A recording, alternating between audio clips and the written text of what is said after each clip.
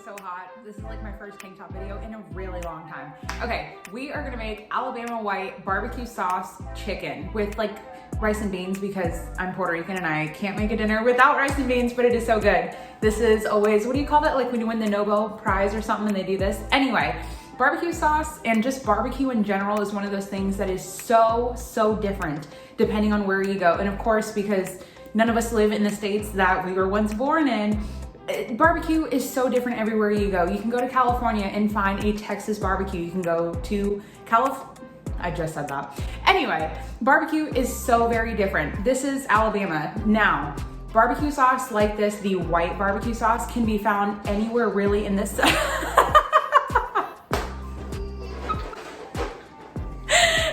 thought I closed the door. I'll be back. Basically, what I'm trying to say, and this is a really long intro, I'm just gonna show you guys how we make this now. All right, let's talk chicken. So I have 4 bone-in, skin-on chicken thighs. The skin is really just optional, just depends whether you want crispy skin or whether you just don't want skin at all. Bone-in is also an option, it's just what I have. And why waste the time taking out the bone when we don't have to? But what I like to do is I did this off camera just because it just saves me a lot of time here. But I hold I'm trying to make sure I'm in frame so I can actually show you guys. I put my fingers on both sides of the chicken and just slightly pull taut. So you're kind of pulling the meat away from the bone, and just take a small paring knife and just glide it on here. You're not looking to cut all the way through. You're not taking it completely off the bone. You're just wanting to separate it so that when it cooks a little bit more evenly. And I mean, realistically with chicken thighs, you can't really overcook them. I mean, unless you're cooking them for like an hour or something in a pan, but you can almost never go wrong because there is so much fat and marbleization inside of a chicken thigh. Now, the best knife I would recommend to do this, and you obviously do not have to, but the best knife I would recommend is a small paring knife. I have told you guys a million times, if you guys watch my kitchen essentials video, I think I probably made that video like 6 months ago, but I recommend having just a couple good knives. Okay. If you guys have ever been to Walmart and you guys go to like that little demo section and there's somebody there trying to sell you into like getting a new knife set or pots and pans or whatever, usually whenever you stay for the entire thing, they'll give you a tiny white little box and in there comes one of these knives. Why do I still keep this? Because it works. This is just the more expensive version of that, but this is all you need, a tiny small knife. You do not want to do any of this with some big knife. I'm telling you, you do not. An easy slip of the knife, there goes your fingers. So like I said, skin on is just completely optional, up to you. This is a gigantic chicken thigh. I might have to use my bigger skillet, but I just like to lift the skin because I like to season underneath the skin and on top of the skin as well. Once I have all the skin peeled back, I almost said taken off, I'm gonna use my barbecue seasoning. If you guys watched my last video, then you guys would have seen it. And we're just gonna go pretty heavy. I absolutely hate whenever restaurants just season the outside and the underneath of their chicken, because then right as soon as you peel off, whether it's crispy skin or not crispy skin, then I'm like, okay, now my chicken is just bland. Oh, I love like a really good coating on this. And as always, I don't like to do the backside until you always do presentation side down. So whether there's skin or no skin, this first side that I season, the up pretty side, is gonna be the side that is shown first. So you always wanna get that one looking its best. But I don't like to season the back because then all the seasoning just gets stuck to the cutting board and you end up having to re-season. So now we're gonna flip the skin over, but I'm gonna let it sit like this and build like a nice little, it almost starts like to glisten and all the spices really start to like adhere and get wet on the chicken. That is Roman, you guys hear in the background pretending to be a zombie. But we're gonna let this go and sit just for a couple minutes while we work on the rest of our ingredients. Actually, let's make our barbecue sauce. Now for our beautiful barbecue sauce, which sounds kind of weird considering that it's a white barbecue sauce, and I know barbecue sauce is typically brown. So this is half of a cup of mayo. Alabama white barbecue sauce is a mayo based. Then we're gonna add some mustard. This is Mustard Girl. This is regular Dijon, but we also could add horseradish. That has been like Worcestershire. That has been like so hard for me to say. Anyway, this is just regular Dijon mustard. Now, Mustard Girl also makes, this isn't sponsored by the way, they also make a horseradish Dijon mustard It's really good if you like horseradish. I've been told. I actually had a bottle of it, but I just gave it away to a family member because horseradish is not your girl's fave. Now we're gonna add a teaspoon of that. Then we're also gonna add 1 clove. This is a pretty big clove of some garlic.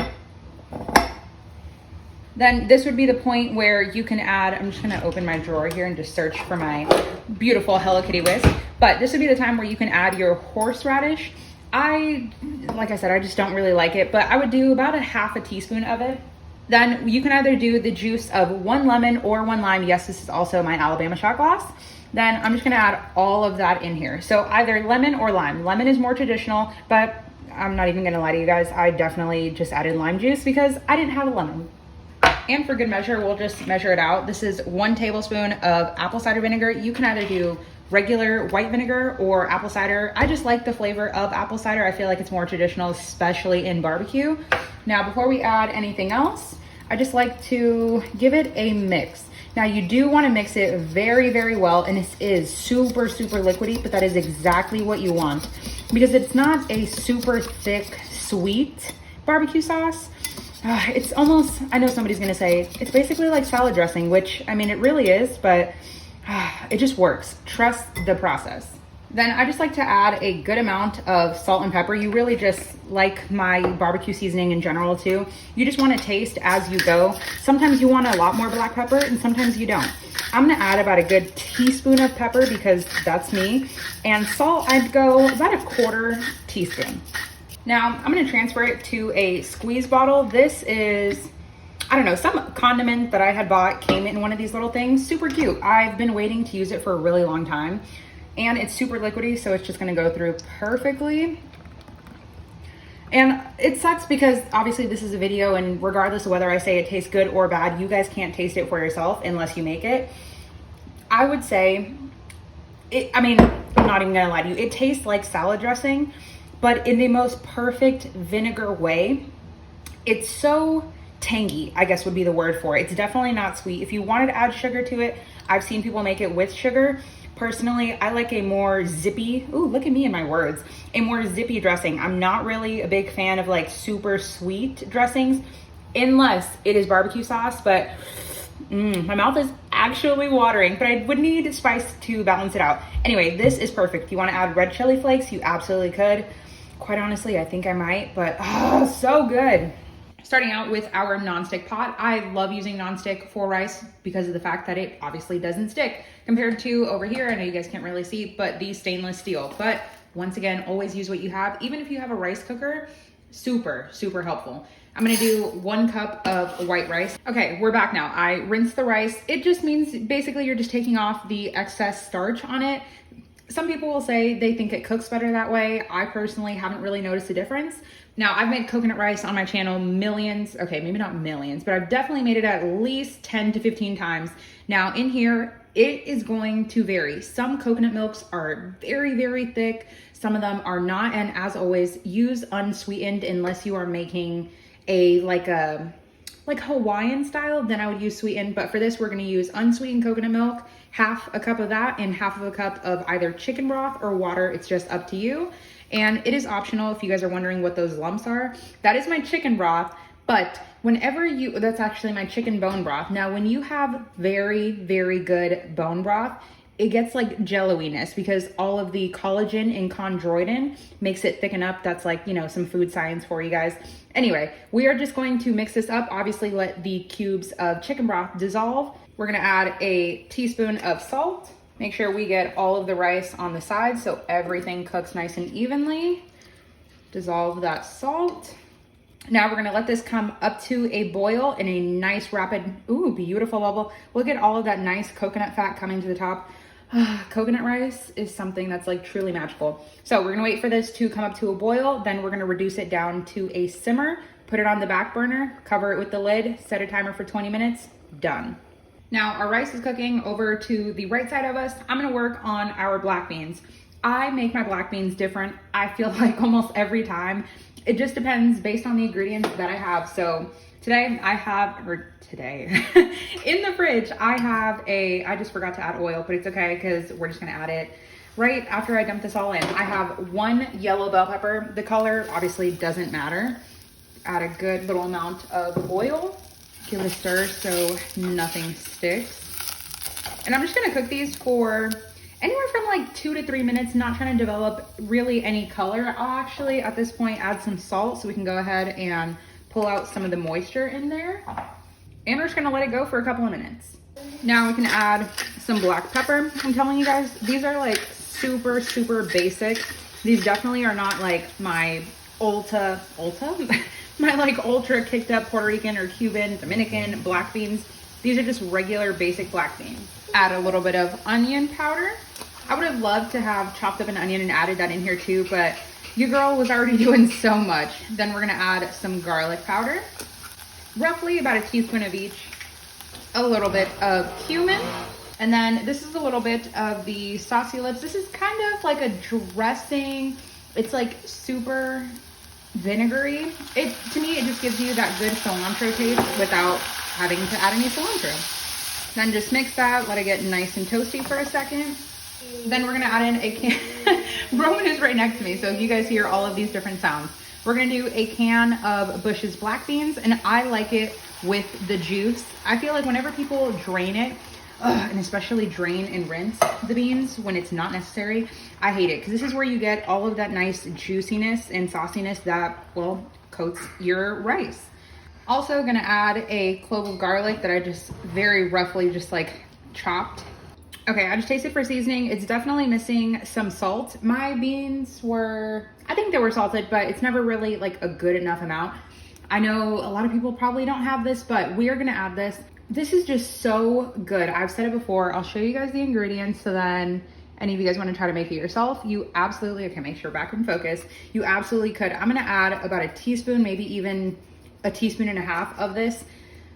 This, I've never, ever in my life, I swear to you, you would think this would be sponsored. I've never had a seasoning be so incredibly bright before. It really just works. This is, to me, bringing all of the lime zest, the lemon zest, orange, like I almost said a mojito. That is one of my favorite alcoholic drinks, but a mojo sauce with like orange juice and limes and lemons and vinegar. So delicious. Okay, now I think we are just gonna cook up the chicken. I love how like beautiful the seasoning is. It just means like it's coated with oil, but like, it's so preserved and so good. Obviously making it essentially non-stick. Now, do you have to use a cast iron? No, but cast iron to me is one of the best investments you can make and the reason I do this is because there are some cast irons that are a couple $100 and I look at them and I'm like, what the heck? Like, I think it's ridiculous. This is a Pioneer Woman one. I believe this was $25 and this is like a 12-inch one. And I mean, $25, that's great. I would never pay more than 50 bucks for it. And like, even this literally is perfect. Now, yes, there is a good amount of oil in the bottom, but we want to continue to make sure it does not stick. And I almost want the skin to kind of fry and become like a chicharron, which is a fried pork skin, but pork rinds, like I want chicken skin just as crispy as that. Now, if those of you guys, I will be completely honest, I sometimes have a tendency to burn the skin, but to me it helps with that crispness, not burnt as in like tar burnt, but a little overdone, but it's perfectly crispy. But if you wanted to cook the skin up separately, as you can see, my pan is very much smoking. We are good to go, so I'm gonna stop talking. But if you wanted to cut off the skin and cook that individually, you absolutely could and make, ooh, little chips. But we are going to add a good amount of oil in here, at least 2 to 3 tablespoons. Okay, maybe 3 tablespoons sounds excessive, but definitely at least 2. I like to roll it over the entire bottom of the pan. The reason I'm using this bigger one and not my smaller one is because I don't want the chicken to touch, because then when it touches, it steams, woo, instead of frying. Okay, now we're gonna very gently and quickly get our chicken in there. As I mentioned before, season underneath the skin and the skin as well. And if they end up touching, it's okay. At least I know that I tried to get the biggest pan possible. Now this is the time where you want to go and season the backside. Now if you had a brick or another pan that you can definitely put on top that fits in the pan to keep the chicken super flat and nice, I would even recommend doing that. I'm gonna have to make more barbecue seasoning. Your girl's almost out. All right, we're gonna let these cook about 6 minutes on the first side, and then we'll check from there. Okay, just to show you guys, I'm just gonna take a regular, just stainless steel pan and just press it down on there. And because it's metal, it is gonna absorb some of that heat from the rest of the pan, and it's gonna help cook everything. Woo! Okay, I'm excited. Okay, I went ahead and took off that pan. Of course, since I am gonna put it on the other side, this obviously was very raw. So I went ahead and washed the bottom of the part of the pan that was touching this. I love how you just see the bone there. It just looks like it's laying in there. Okay, this is the moment of truth where I go to flip and see if we got, okay, I guess I should do the one that I did first. Okay, we're doing good. We're rendering out some of that chicken fat. And here's the thing, you don't wanna start out on such an intense heat because you don't wanna just straight away burn the skin. Ooh, see, we're not very crispy at all. We got some good coloring here, but we're not very crispy, but that's all gonna happen. Ooh, okay, she's good. Dang, it shrunk up. It was covering this entire thing and it definitely shrunk, but we wanna make sure everything cooks evenly. Of course, since these are bone in, they have to absorb the heat and then, you know, continue cooking throughout. This is perfect. We can always turn back on the presentation side, and that's of course what we're gonna do. But now, I'm gonna take the same pan, like I said, washed it, and we're just gonna press it down and let it cook. Now, after 6 minutes of keeping it pressed, I hope we are gonna get some beautiful, ooh, look at grease dripping off. Now, of course, rinsing your tongs in between. You can definitely see we are not fully cooked at the top here, but as always, chicken specifically is one of those things you can't just look at it because visually you might think, oh, okay, well, it looks crispy, it looks good, it looks done. No, you want it to be 165 or even just 160 because carryover cooking exists. Ooh, look at that other side though. Definitely crisp. Beautiful. It's probably gonna be beautiful too. Oh, see, all of that paprika in the marinade, not the marinade, in our seasoning mix. If you guys haven't seen that video, it's like a 3-minute video. Go watch it. Now, same thing, we are gonna put our pan back on top and let it continue cooking. I sent our chicken. We are looking beautiful. We are done. Skin is nice and crisp on one side. We didn't get the other side super crispy, but like I said, if you just wanted to rip off that skin and crisp it up, honestly, I would recommend that because it just works so much better. Ooh, this one got, oh, okay, yep. That one's real good. This one, the skin is just so small. Like I said, get some burnage, but it is okay. That one is really crispy, especially when it cools. We are way over. Chicken is fully cooked. I'm just gonna wait for the backside to get warm, maybe 30 seconds in the pan. Cut the heat because cast iron retains heat, and we can serve. Okay, this looks incredible, but now we can top with our barbecue sauce. Oh, maybe your girl should have opened it a little more. And there we go. I mean, I am so ready. We could get in focus here. Look at that. Wow. Now just to show you guys, this is how crispy we are wanting the skin. Let me just show you guys. Can you guys hear this?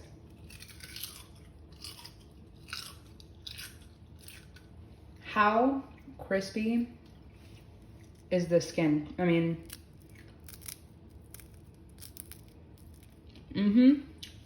dinner.